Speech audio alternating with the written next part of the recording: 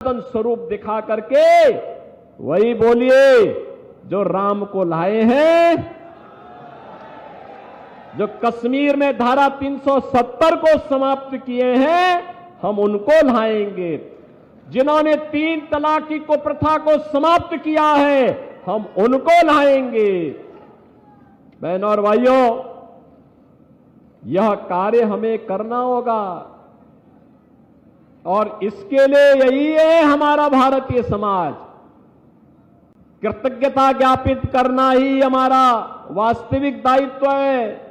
मोदी जी के नेतृत्व में कार्य हुआ है तो यह अवसर होता है हम भी कृतज्ञता ज्ञापित करेंगे, मोदी जी को समर्थन करेंगे।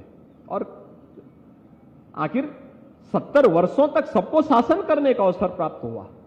60 वर्ष तक कांग्रेस ने देश के अंदर शासन किया, सपा बसपा सबने शासन किया। सहारनपुर को दिया क्या? सहारनपुर शामली दिल्ली हाईवे रोक दिया गया था। और रोक क्यों दिया गया था?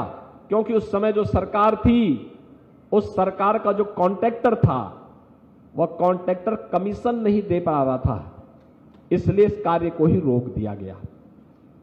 आज तो आपका हाईवे बन गया ना, और बना ही नहीं, अभी इस साल के अंत तक सहारनपुर से दिल्ली की दूरी मात्र 2 घंटे में पूरी होने वाली है। 2 घंटे में। कौन दे रहा है विकास का कार्य? ये देवबंद था, देवभूमि के लिए जो मार्ग था, उस देवबंद को मजहबी जुनून का अखाड़ा किसने बना दिया? थोड़ी सी बात को लेके फतवा जारी हो जाता था। अरे जिस सहारनपुर को शिक्षा के एक पवित्र केंद्र के रूप में देश के अंदर सिरमौर होना था या पश्चिम का काशी बनना था, उसको आपने मजहबी जुनून का अड्डा बना दिया। अराजकता फैलाने के लिए, थोड़ी थोड़ी बातों के लिए फतवा जारी करने के लिए। अब वैक्सीन भी कैसे दी जाएगी यह भी फतवे से तय होगा। अरे ये डॉक्टर और वैज्ञानिक तय करेंगे या कोई फतवा तय करेगा?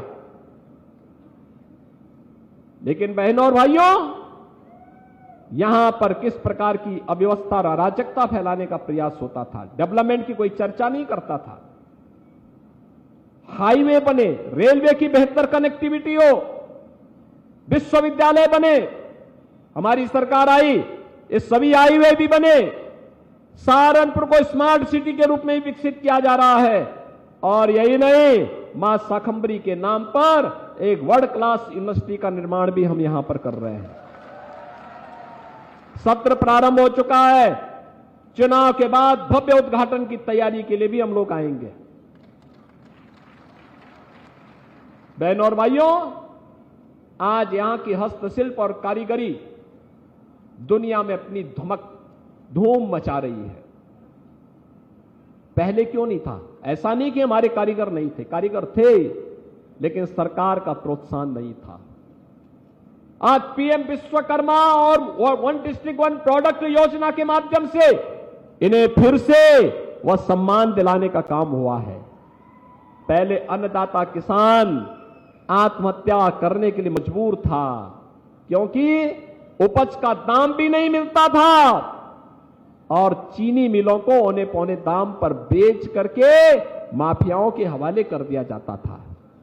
हमने कहा भी नहीं, माफिया नीचे तय करेंगे से देश की व्यवस्था को। प्रदेश की व्यवस्था कोई माफिया नहीं संचालित कर पाएगा।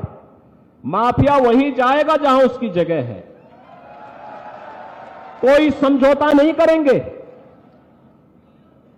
अगर कोई बेटी और व्यापारी की सुरक्षा पे खतरा बनेगा तो जीरो टॉलरेंस की नीति के तहत पहले से तय कर दिया गया कि उसको मिट्टी भी नहीं मिलेगी फिर।